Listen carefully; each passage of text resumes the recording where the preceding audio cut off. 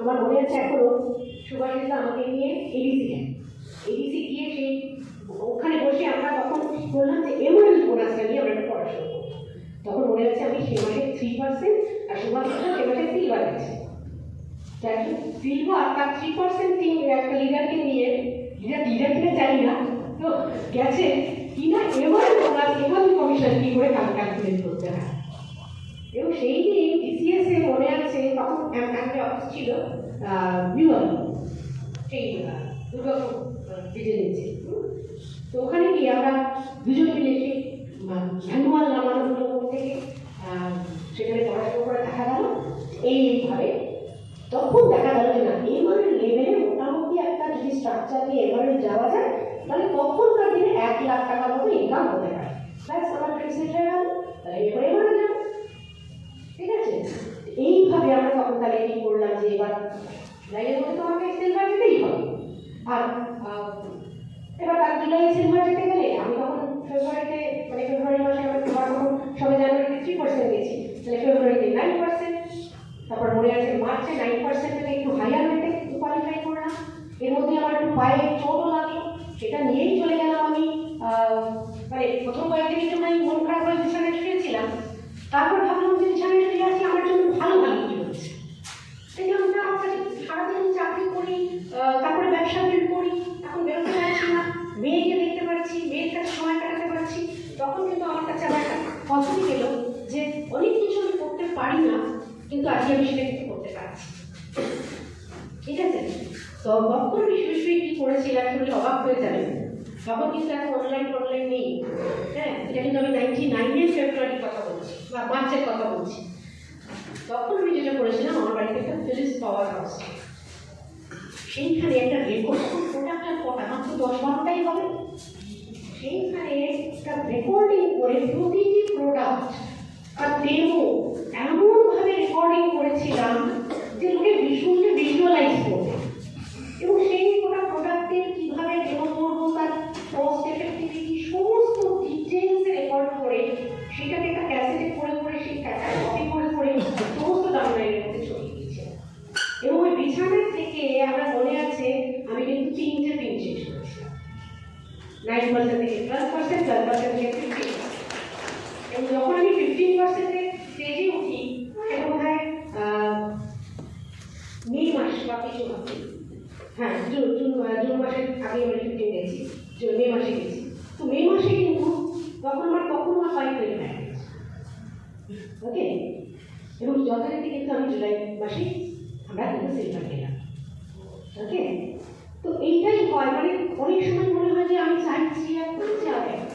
যদি আপনার কোনো ফাঁকিবাজি না থাকে, সবসময় একটা এই বিশ্বাস রাখবেন যখন এটা আমার সাথে হচ্ছে নিশ্চয়ই এটার পেছনে কোনো কারণ আছে। এটা হচ্ছে যখন আমার পেছনে, এটা হওয়া কিন্তু আমার জন্য ভালো, তখন কিন্তু সেটাকেই বিশ্বাস করে এগোতে হবে। যে আপনি কি পারছেন না সেটা না ভেবে না কেঁদে আপনি কি পারতে পারেন এটা হয়েছে বলে সেটা খাও, ওকে। এবং প্ল্যান, আমরা বলি না আমার প্ল্যানটা ঠিক কাজ করবো না, অ্যাকচুয়ালি প্ল্যান কাজ করে না, আমরাই প্ল্যান করতে পারি, ঠিক মতো প্ল্যান করতে পারি। We fail to plan never fail, we fail to plan, okay. তখন দেখুন আমার এই ব্যবসাটা করার কোনো কারণ নেই, কারণ আমি একটা চাকরি করি এবং সে চাকরিটা যথেষ্ট টাইম ডিমান্ডিং। কেউ চাকরি করে যার ফলে আমাকে বিজনেসে হেল্প করতে পারে না। আমার একটা 1.5 বছরের ছোট বাচ্চা, নিউক্লিয়ার ফ্যামিলি, যথেষ্ট কারণ ছিল কিন্তু বিজনেসটা বিল্ড না করায়। কিন্তু একটাই কারণে আমি বিজনেসটা বিল্ড করেছি, আমাকে ফ্লেক্সিবল মন। এই একটা কারণ, মানে আপনি হাজারো কারণ পাবেন যে কেন করবেন না, হাজারো কারণ কিন্তু আপনার খুব ক্লোজ লোকেরা দেবেন যে এই কারণে করবে না, তোমার এই কারণে করা উচিত না। কিন্তু আপনি একটা কারণ বের করুন যে না আমাকে করতেই হবে না, তো আমার এই স্বপ্নটা কে সফল করবে আর কেউ করে দেবে। তো এই যে ব্যাপারটা না, এই ফলে last but not the least হচ্ছে action. I said to success last but not the least হচ্ছে action with the proper attitude. Success মাইন্ডের সাথে আমরা যেন সেটাকে এগোবো। এবার কি হচ্ছে না, অ্যাকশনে কি করবো? অ্যাকশনে আমরা যেটা করবো সেটা হচ্ছে 9 স্টেপস। 9 স্টেপসের মধ্যে আমি বলবো যে অবশ্যই রোজ প্ল্যান দেখাবেন, যেন প্রত্যেক দিন অন্তত প্ল্যান দেখা। দেখুন, প্রত্যেক দিন প্ল্যান দেখানো আমি জানি নতুন লোকেদের অনেক সময় সম্ভব হয় না, কারণ আপনাদের অনেক সময় চাকরি থাকে, প্রেজেন্ট প্রফেশন থাকে।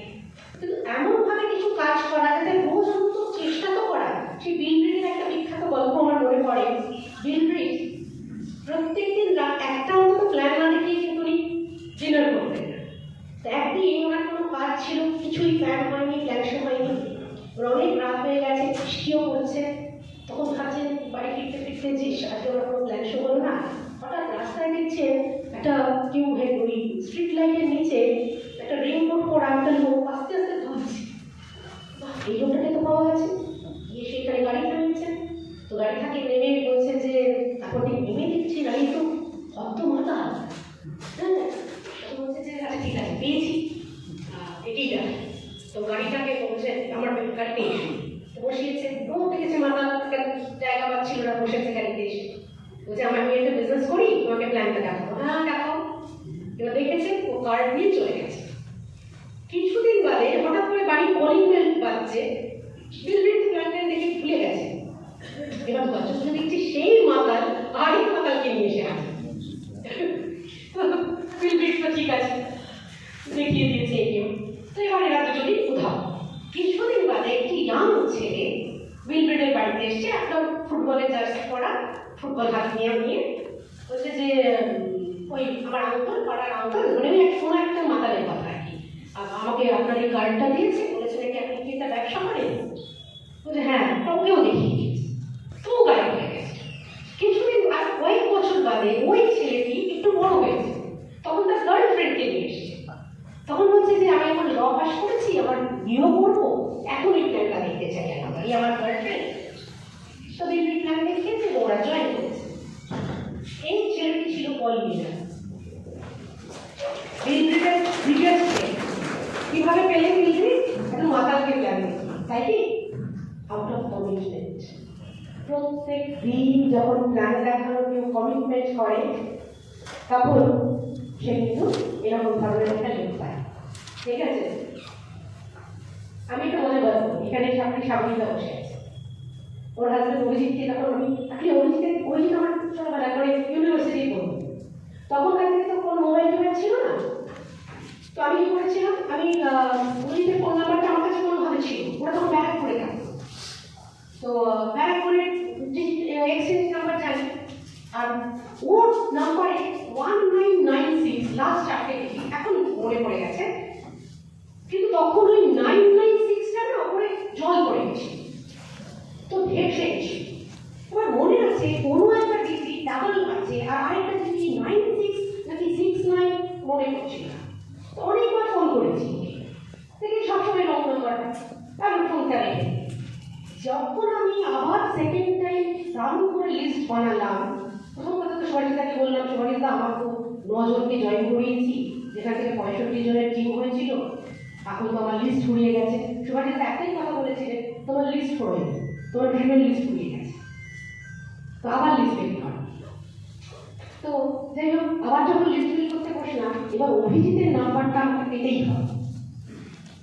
তো সেই দিন আমি পারমুটেশন কম্বিনেশনে ওই 996 এর কত কি হতে পারে লিখে নিয়ে আমি ফোন করতে বসেছিলাম, এবং 32nd নাম্বারটা ঠিকঠাক লেগেছে। যদি 32 নম্বর বার ঠিকঠাক না লাগতো, আমি 32,000 বার লিখতাম। এতটাই আমি পেয়েছি। তো সেই লিস্ট থেকে যেমন অভিজিৎ এসেছে, সেই লিস্ট থেকে ওই তখনকার থেকে কিন্তু আমার কোনো আত্মীয় স্বজন জয়েন করেনি। আমার তখন আমি না এত বেপরোয়া হয়ে গেছি যে আমার বাবার দিকে, মায়ের দিকে, শ্বশুর বাড়ির দিকে সব লিস্ট বানিয়েছি, এবং 200-250 লোকের লিস্ট হয়েছে, যেটা থেকে ক্লোজ লোকেদের ফোন করেছি, তা সবাই না বলে দিয়েছে। সেইখান থেকে ফোন করতে করতে করতে করতে করতে করতে আমার এক দুঃসম্পর্কে, মানে আমার একজন মাসুতো বোন থাকে, মাসিকে ফোন, সেই মাসি আবার বলেছে যে মাসুতো বোনের ফোন নাম্বারটা দিয়েছে। সেই মাসুতো বোনের সঙ্গে বিয়ে দিনই আমার দেখা হয়েছে, বিয়ে করার দেখা হয়নি, ওদের ফ্যামিলির কাউকে চিনিও না। তো মাসুতো বোনকে ফোন করেছি, সে তো ফোন পেয়ে খুব এক্সাইটেড, আর আমি ওর জন্যই বসে আছি, হ্যাঁ এই রবিবারে যাচ্ছি। রবিবার চলে গেলাম রবিঘাটিতে, মাসাতো বোন তারপরের সঙ্গে আলাপ হলো, তাদের খুব সুন্দর ফ্যামিলি, দুটি ভাই কি বউ, তাদের আবার দুটো বাচ্চা হয়েছে, বাবা মা সদস্য সব একদম দারুণ থাকে, সবাই মিলে খুব খুশি হলো। ওদেরকে আবার আমরা কিন্তু ইনভাইট করে চলে গেলাম, ওরা পরে রবিবার আমাদের বাড়িতে। তো আমার ওই রবিবার আমরা পরে খাওয়া দাওয়ার পরে একটু কথায় কথায় একটু ছোটো করে প্ল্যানটা দেখিয়েছি, তো মোটামুটি তার বলা হয়ে গেছে। পরের রবিবার যখন এসছে তখন ওই ছেলেটিকে নিয়ে মাসাতো বোনের সঙ্গে ছোটো একটা বাচ্চাদের যে বাচ্চাকে গোপার আছে, ও থাক তুমি আমার সঙ্গে চলো। তো আমরা দুজন মিলে ওকে নিয়ে সেদিন তীর্থঙ্কর পড়ার একটা মিটিং ছিল মহাদেবী সদর, ঠিক আছে, ফেব্রুয়ারি মাস 99। ওকে, এমন ভিড় হয়েছে আমরা তো গিয়ে ঢুকতেই পারছি না। তো আমি যাই হোক কোনো রকমে আমাকে ঢুকিয়ে মেঝেতে আমি ওই ভদ্রলোকে নিয়ে বসলাম, সিটে জায়গাই হলো না। ওইখানে এক্সাইটমেন্ট দেখে বেরিয়ে উনি বললেন যে দিদি আমি বসে আজকে কাউন্টারে করে এখানে বসে আছি অসীমের চলে তার মানে এই মাসেই আমরা দুটো লেখ পেয়েছিলাম আউট অফ জাস্ট কি বলবো ডেসপারেট হবে লিস্ট বিল করার জন্য। তো যখন আপনি ডেসপারেট হয়ে লিস্ট বিল করবেন না তখন কিন্তু আপনি ইনকামই পাবেন। তো 90% যেটা বলার যে প্রথম তো প্রত্যেকদিন প্ল্যান দেখানো, তারপর হচ্ছে অবশ্যই 100% প্রোডাক্ট ইউজ হয়েছে। আর কখন মনে রাখবেন, never try to sell, let people buy. মুশকিল হয় কোথায় থেকে আমরা না সেল করতে চাই, একটা এমন এনভায়রনমেন্ট বানাবেন যেখানে কিনা লোকে কিনবে। শপিং মলের কথা ভাবুন, আমরা শপিং মলে কিনতে ভালোবাসি নাকি দোকানে গিয়ে কিনতে ভালোবাসি? শপিং মলের কারণ কি, ওখানে কেউ বিক্রি করে না, মনে হয় যেন আমরা কিনছি। এই যে এখন এত ফুল মার্কেটিং পুশ মার্কেটিং এর কথা হচ্ছে, আমরা কিন্তু এটা নতুন কিছু, আমরা প্রথম থেকেই অনেকটা সেখান থেকেই ব্যবহার শিখছি। আজকে আমরা ভাবছি নতুন কিছু, দাম নতুন হয়, কিন্তু এটা তো আমি নিজে শিখিনি, কোনো না আমার বই পড়েছি, সেই বইটা আমাকে কেউ না কেউ রেকমেন্ড করেছে এই টিমে। তো এই যে বইয়ে পড়া যে never try to sell, let people buy, এইটাই কিন্তু আমাদেরকে মাথায় রাখতে হবে। তবে গিয়ে কিন্তু যখন কাস্টমার হবে তখন কিন্তু কোনো কাস্টমার কিন্তু লয়াল হয়, কাস্টমার কখনো লয়াল হয় না। তাহলে কি করতে হবে, সবসময় আমাদের চেষ্টা করে যেতে হবে যাতে কাস্টমার তৈরি হয়। যত আমরা প্ল্যান করবো, কোনো প্ল্যান শো যেন প্রোডাক্ট ডেমো হচ্ছে না এরকমভাবে না হয়। আবার প্রোডাক্ট ডেমো করতে গিয়েও আমরা কিন্তু একবার তাকে শুনে আসবো যে একটু প্ল্যানটা দেখতে নেই। তো এই যে একটা অ্যাপ্রোচ বোথ ওয়ে, এইটাই কিন্তু কাজ করে। তো এইটাই ব্যাপার। আর কি রয়েছে, বই পড়া, স্ট্রিমিং, এখন তো আগে তো সিডি ছিল, এখন স্ট্রিমিং, ওকে, ফাংশনে আসা, আপলাইন কাউন্সিলিং, এইগুলো করে যেটা হয় সেটা হচ্ছে আমার চরিত্র। আমি কিন্তু নিজে অ্যাকচুয়ালি বিজনেস বিল্ড আমরা করি না, আমরা নিজেকে বিল্ড করি, যার মাধ্যমে লোকেরা আমাদের সাথে চলে। দেখুন একটা সহজ উদাহরণ দিই, আমরা প্রজাপতিকে ধরতে যাই, কিন্তু ফুল কি ধরতে যায়? ফুল তার রূপ বর্ণ গন্ধ নিয়ে প্রজাপতিকে অ্যাট্রাক্ট করে, দ্যাট ইজ কল্ড ফুল মার্কেটিং, ঠিক আছে? একটা মজার ব্যাপার, একটা লোক ফোন বুথে এসে ফোন সে কাউকে এই ফোন বুথের লোকটি শুনছে যে ও কাউকে সে বোঝানোর চেষ্টা করছে যে ও খুব ভালো কাজ করে, কিন্তু এই লোক যাকে ফোন করছে তার বাড়িতে যে কাজের লোকটি আছে সে একদমই ভালো কাজ করে না। তো এই কথা শুনতে ওরা যে লোকটি সে তো বসে বসে শুনছে, এই বলছে যে না ও তো খুব ফাঁকিবাজ শুনেছি, ওরা ভাবলো বলছে যে না একদম ফাঁকি মারে না, ভীষণ ভালো কাজ করে। ও আচ্ছা ঠিক আছে বলে 8 সময় কথা শুনে বললো আচ্ছা ঠিক আছে, কখন ওরা ছেড়ে দেয় তাহলে আমার ফোন নাম্বার থাকলো, আপনি কিন্তু আমাকে ফোন করবেন বলে ও যখন এসে ফোন বুথে মেয়েকে পয়সা দিচ্ছে তখন ফোন বুথের লোকটি বলছে কি এই কাজটা পেয়ে না?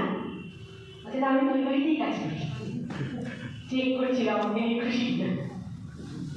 তো আপনিও কি আপনার আপনাদের সঙ্গে মাঝে মাঝে চেক করেন যে আপনার কাজে কি খুশি কিনা, ঠিক কিনা? অফলাইন কাউন্সিলিং কিন্তু সেটাই। আমরা এই সময় ভাবি সবই তো জানি, আবার অনলাইন কাউন্সিলিং করার কি দরকার?